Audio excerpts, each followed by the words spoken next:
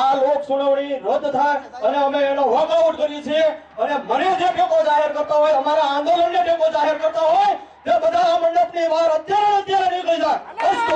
ભારતી માતા કી જય, ભારતી માતા કી જય, ભારતી માતા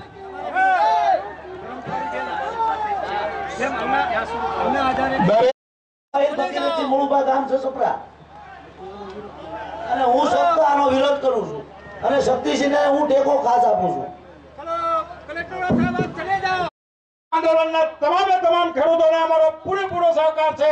આ અણુ ઉર્જા મથકમાં ન જોવે, અમારે આ હરકીજ ન જોવે, અમારે બોલવાનું થાય ત્યારે અમારે શિસ્ત રાખવાનું થાય, અમારે મરી જવાનું થાય ત્યારે અમારે શિસ્ત રાખવાનું નથી થતું। અમારી ઉપર આવા જુલ્મ કરવા અમે હું કઈ આતંકવાદી છીએ આટલી બધી અમે છીએ એની કરતા વધારે અહીંયા પોલીસ રજૂ કરી દીધી। એટલે તમે હું અમારી ઉપર કોઈ જુલ્મ કરવા માંગો છો એટલે આંદોલનને અમારો કાયમી ટેકો છે, શરૂઆતથી ટેકો છે અને જ્યાં સુધી અમને ન્યાય નહીં મળે અને હટાવી લેવામાં નહીં આવે ત્યાં સુધી અમારો સમગ્ર ખેડૂત સમાજનો ટેકો છે। જય હિન્દ, જય। आप जो गुजराती हैं तो गुजराती का साथ दो और इधर ऐसे बताने दो। Those who are making representation જે લોકો પોતાની રજૂઆત કરે एक मिनट थोड़ा एक मिनट सुनो। आपका नाम बताइए, आपका नाम बताइए, प्लीज आपका नाम बताइए, आपको लिखने का सहूलत रहे। सही बात सुनो। मैं आपसे एक निवेदन कर रहा हूँ जो निवेदन करने से पहले आपका नाम बताइए। आप चुप रहो। चुप नहीं, नाम लिखाइए। मैं नाम बताता हूँ। मैं गोहिल घनश्याम जी लालूबा, मैं गांव तरफ से जनता से आवेदन करता हूँ कि अणु मथक इधर सुनो मेरा सुनो। अरे नाम लिखाइए ना मेरे को पहले आप। मैं नाम लिखाने आऊंगा, नाम लिखाऊंगे, आऊंगा। नाम बोलिए पहले। मेरा नाम है गोहिल घनश्याम जी। गोहिल घनश्याम सिंह। यहाँ मैं नवागांव का रहने वाला हूँ। मैं कलेक्टर साहब से इतना विनती कर रहा हूँ कि आप आंध्र प्रदेश चले जाओ, कर्नाटक चला जाओ, इधर खाली जगह है, इधर आप क्यों नहीं जाते? ठीक है, ठीक है। હું પાણીયાળી સરપંચ લખદીરસિંહ ટપુભા ગોહિલ શક્તિભાઈને જસપરા વીજ મથક બાબતે ટેકો જાહેર કરું છું અને અમે વોકઆઉટ કરીએ છીએ કે અમે સખત વિરોધી છીએ।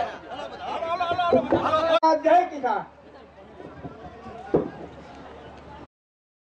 થઈ રહી છે તો અહીંયા વધુ પાણીની સુવિધા ઉપલબ્ધ કરાવી અને વધુ સારી ખેતી થાય એવા પ્રયત્નો કરવા અમે આપ સૌને વિનંતી કરીએ છીએ અને ભાલ વિસ્તારમાં જે ખારાશવાળો વિસ્તાર છે જ્યાં ભવિષ્યમાં પણ કાંઈ નથી થવાનું ત્યાં આ પ્લાન્ટને ફેરવવા અમે આપને વિનંતી કરીએ છીએ અને આપ સૌનો આભાર માનીએ છીએ। જય હિન્દ।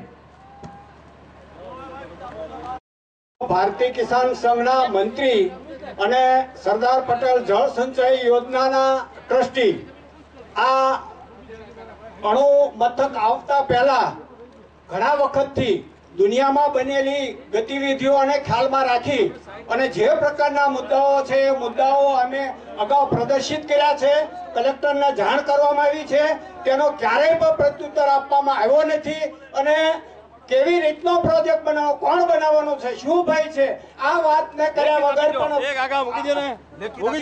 ચર્ચા કરીએ નિર્ણય લીધો છે એની સાથે સમજ છું અને કોઈ પણ સંજોગોની અંદર આ પ્રોજેક્ટ અહીં થશે તો કેટલાક માણસો તો જવાબદાર માણસોની સામે બેસી અને આત્મવિલોપન કરશે એની ગંભીરતા એ અને એના કુટુંબના માણસો સમજે।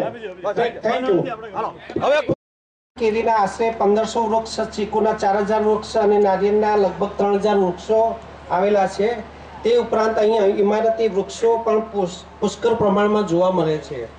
આ પ્લાન્ટની સ્થાપના કરવાને કારણે નાશ પામશે અને પર્યાવરણ ઉપર પણ તેની ઘણી ખતરનાક અસરો થશે। આ પ્રમાણે એક પ્રશ્ન હતો, એનો અમારો જવાબ છે કે મીઠી વીડી સ્થળનો પ્રસ્તાવ ગુજરાત સરકાર દ્વારા મૂકવામાં આવ્યો છે અને તેનું મૂલ્યાંકન ભારત સરકાર દ્વારા નિયુક્ત સાઇટ પસંદગી સમિતિ દ્વારા કરવામાં આવ્યું છે, જેમાં ministry of environment and forest, atomic energy regulatory board, central electricity authority, Bhabha atomic research centre અને એનપી ચીકુ, નારિયેળ અને અન્ય ઇમારતી વૃક્ષોને પરિયોજનાને કારણે કોઈ અસર થશે નહીં, કારણ કે પરિયોજનામાંથી ઉત્સર્જિત થતા પારંપરિક પ્રદૂષણો નગण्य હશે અને કિરણોત્સર્ગની માત્રા AERBની માત્રાના મર્યાદાનો એક નાનામાં નાનો ભાગ હશે। પરિયોજના માટે જમીનના અધિગ્રહણ સમયે અસરગ્રસ્ત લોકોને રાજ્ય સરકારની R&R નીતિ અનુસાર વળતર ચૂકવવામાં આવશે. Thank you. દ્વારા જે સ્થળ બતાવવામાં આવ્યા અને એ સ્થળોનું મૂલ્યાંકન કર્યા પછી તજજ્ઞોની કમિટીએ જે નિર્ણય લીધો અને ત્યારબાદ કેન્દ્ર સરકારે આ જગ્યાની જે પ્રપોઝલ જે છે તે એને માન્ય રાખી અને જણાવ્યું કે આ જગ્યા પર તમે પ્લાન્ટ બનાવી શકો છો. આના માટે અમે લોકો કોઈ પોતાની રીતે જાતે સિલેક્શન કરતા નથી અને જે સ્થળ એના માટે જરૂરી માપદંડોમાં જે પ્રમાણિત થાય છે તે જ સ્થળે અણુમથક બની શકે છે અને એ રીતે એનો નિર્ણય લેવાયો છે. એટલે એને અહીંયાથી ખસેડો કે બીજી જગ્યાએ લઈ જાઓ તો એ રીતે થઈ શકતું નથી.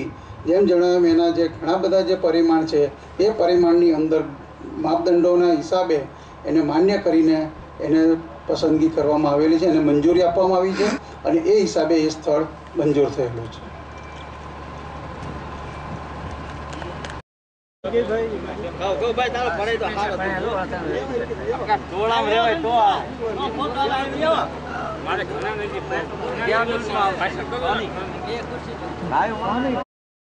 हमारे जो जमीन से बाप दादा ये गौशाला માટે આપેલી છે, કોઈ બીજું કરવા નથી આપેલું.